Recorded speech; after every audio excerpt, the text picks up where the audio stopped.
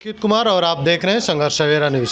आज हमारे साथ आरजेडी का प्रदेश महासचिव डॉक्टर श्रीनिवास सिंह जी हैं और इनसे बिहार में जो राजनीति का घटनाक्रम हो रहा है हम उन पे बात करें। सबसे पहले स्वागत हो सर आप हमारे चैनल। धन्यवाद सर, अभी जो नई सरकार बनी, नई नवेली जो सरकार बनी, नीतीश जी उधर चलेगा, तो पहले आपका नीतीश जी पे क्या टिप्पणी रहेगा?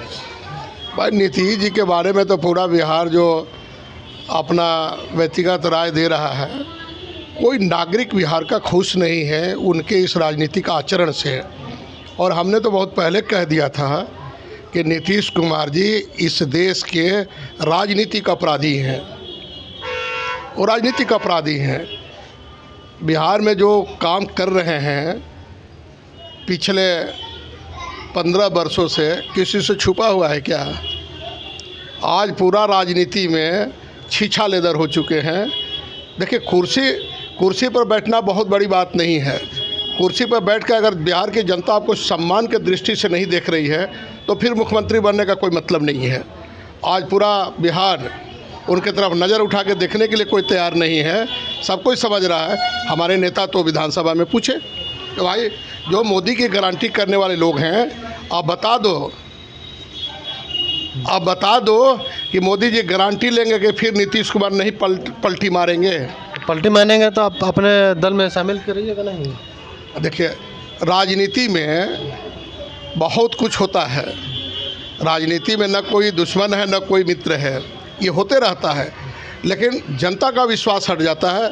जनता का अटूट विश्वास, जिस आस्था के साथ बिहार का नेतृत्व बिहार की जनता ने इनको सौंपा था, वो सब कुछ आज के डेट में समाप्त हो चुका है। सर, एक आपने बोला कि शिक्षा लेदर हो चुका है और आपके माननीय नेता तेजस्वी यादव जी वो बोल रहे हैं कि हमने शिक्षा विभाग में इतने नौकरियां दी, तो नौकरियां जो दे रहे हैं वो अपना क्रेडिट ले रहे हैं। जो शिक्षा लेदर हो रहा है तो वो मैंने आपके मंत्री का नहीं जाएगा क्रेडिट? नहीं, आज शिक्षा लेदर हो रहा है ना। सरकार में जब हम लोग थे, हमारे डिप्टी सीएम थे, हमारे नेता डिप्टी सीएम ने स्पष्ट रूप से बिहार के लोगों को वादा किया था चुनाव से पहले कि हम इतना लाख लोगों को नौकरी देंगे।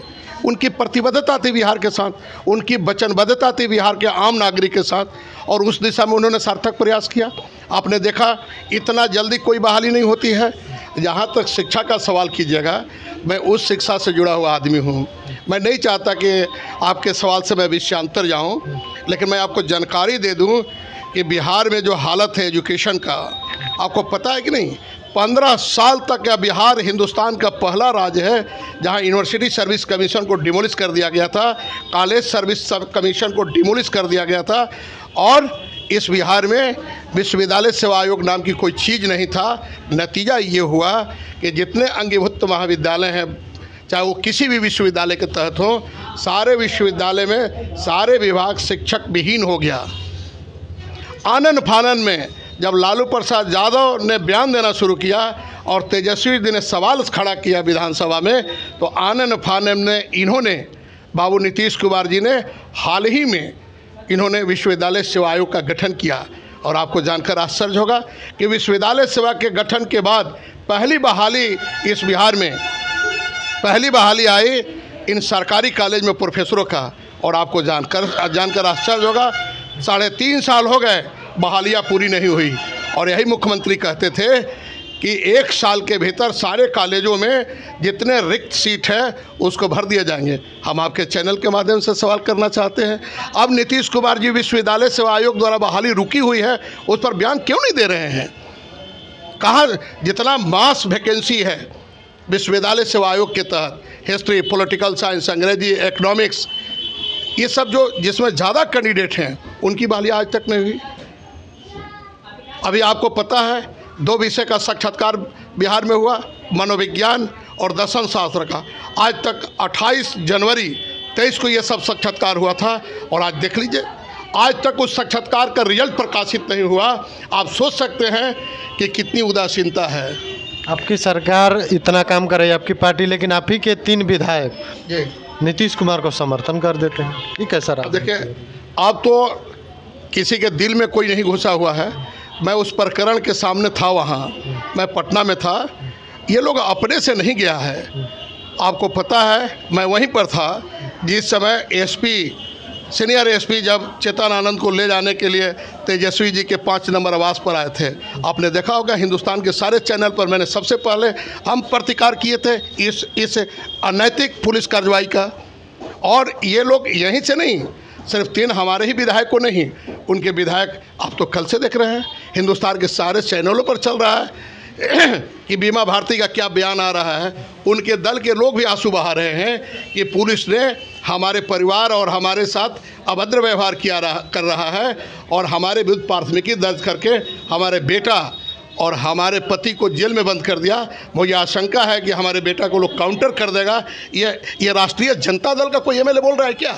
ये तो सरकार का एमएलए बोल रहा है ना।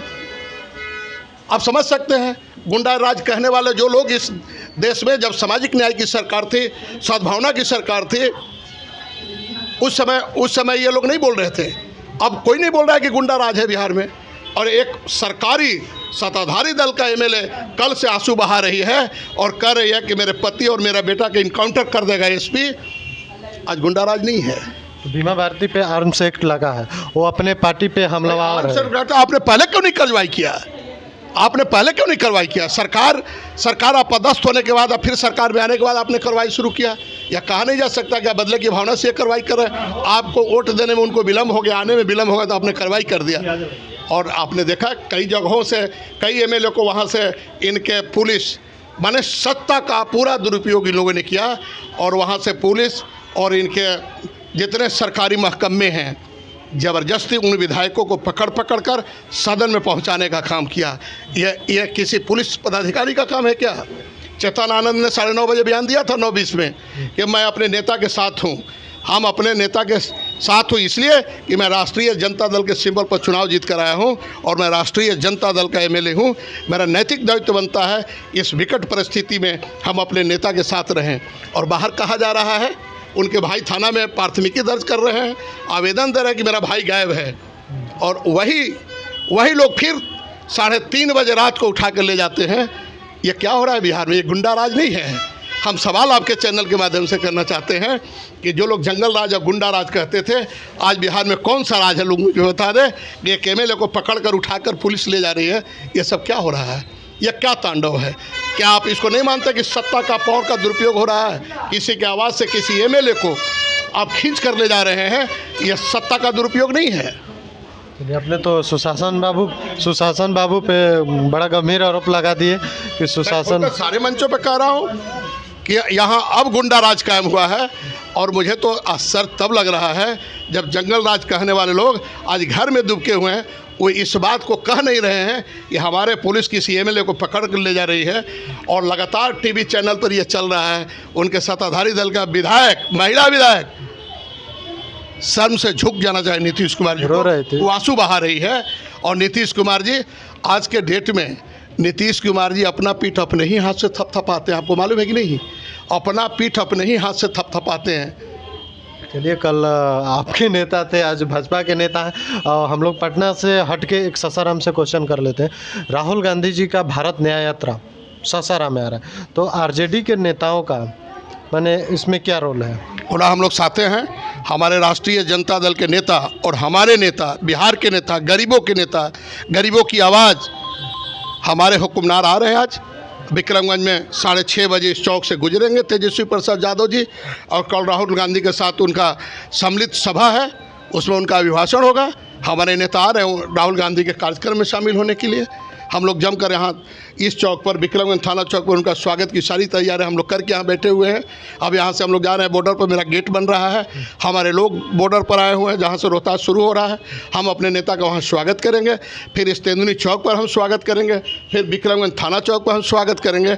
उनको महसूस कराएंगे कि आप विक्रमगंज से गुजर रहे हैं। यहाँ के हज़ारों कार्यकर्ता इस चौक पर खड़ा रहेगा 6:30 बजे और सब लोग स्वागत करते हुए अपने नेता को ससराम सर्किट हाउस तक पहुँचाएगा। और चूँकि मैं राष्ट्रीय जनता दल का जनरल सेक्रेटरी हूँ, मैं संगठन का पदाधिकारी हूँ, मेरा नैतिक और संवैधानिक दायित्व बनता है कि मैं अपने नेता के साथ इस टूर में तमाम समारोहों में, तमाम सभा में मैं रहूं। और आज से मैं 6 बजे अपने नेता के साथ, जब तक इस इलाके में रहेंगे, मैं उनके साथ दौरा पर रहूँगा। अच्छा, अगर आपकी इजाज़त, ठीक है, अगर आपकी एक इजाज़त है तो राहुल गांधी जी के बयान पर सवाल पूछ ले। पूछिए, हम तैयार हैं। राहुल गांधी जी बयान दे रहे हैं कि मोदी जी ओबीसी नहीं है, भाई, मोदी क्या है? मोदी जी कैसे ओबीसी हैं? मोदी जी खाली कह देने से ओबीसी नहीं होते हैं ना। आपने देखा इस देश की पूंजीवादी व्यवस्था के लोग, मुट्ठी भर 5 लोग इस देश के जो पूंजीपति लोग हैं, पूरे देश की सारी नेशनल संपत्ति, सारा नेशनल संपत्ति उनके हाथों में दिया जा रहा है। और वो आदमी ढोंग कर रहा है इस बिहार में कि हम पिछड़े वर्ग से आते हैं, हम ओबीसी के हैं। उनका कोई भी पहल किसी ओबीसी के पक्ष में हुआ है क्या? किसी गरीब गुरबे लोगों को कोई उन्होंने संपत्ति बेचा है क्या? आपने देखा खरबों रुपया पंजाब नेशनल बैंक का लेकर उड़ गया आदमी, और आज तक भारत सरकार कोई कार्रवाई नहीं कर रही है। सारे संपत्ति कुछ खास लोगों के हाथ में, अदानी अंबानी के हाथ में बेचा जा रहा है, और पूरा देश इसको देख रहा है। अरे इन्होंने रेल बेच दिया, इन्होंने भेल बेच दिया, एयरपोर्ट बेच दिया, अशोका होटल इन्होंने बेच। इस देश में बचा है क्या कुछ? आप रेलवे से सफ़र कीजिए ना, आपको पता चल जाएगा कि क्या स्थिति है। लंबा ज़रा टूर कीजिए, हम लोग तो लंबा टूर पर जाते हैं। रेलवे की क्या स्थिति, पूरे रेलवे की उन्होंने प्राइवेटेशन कर दिया, और अपने निजी हाथों में अपने आदमी को इन्होंने रेलवे को बेच दिया है। और हर भारत का नागरिक इसको महसूस करा है। समय आने दीजिए, लोकसभा चुनाव आ रहा है, इस बार मोदी की बजा बच जाएगी, और फिर ये जनसंघी लोगों का इस देश से हुकूमत हम लोग समाप्त करेंगे। और हम लोग एकदम दृढ़ संकल्पित हैं कि ये जनसंघी और निरंकुश शासन को हम लोग भारत से समाप्त करेंगे। उसी दिशा में हमारे नेता पहल कर रहे हैं। धन्यवाद सर। जैसा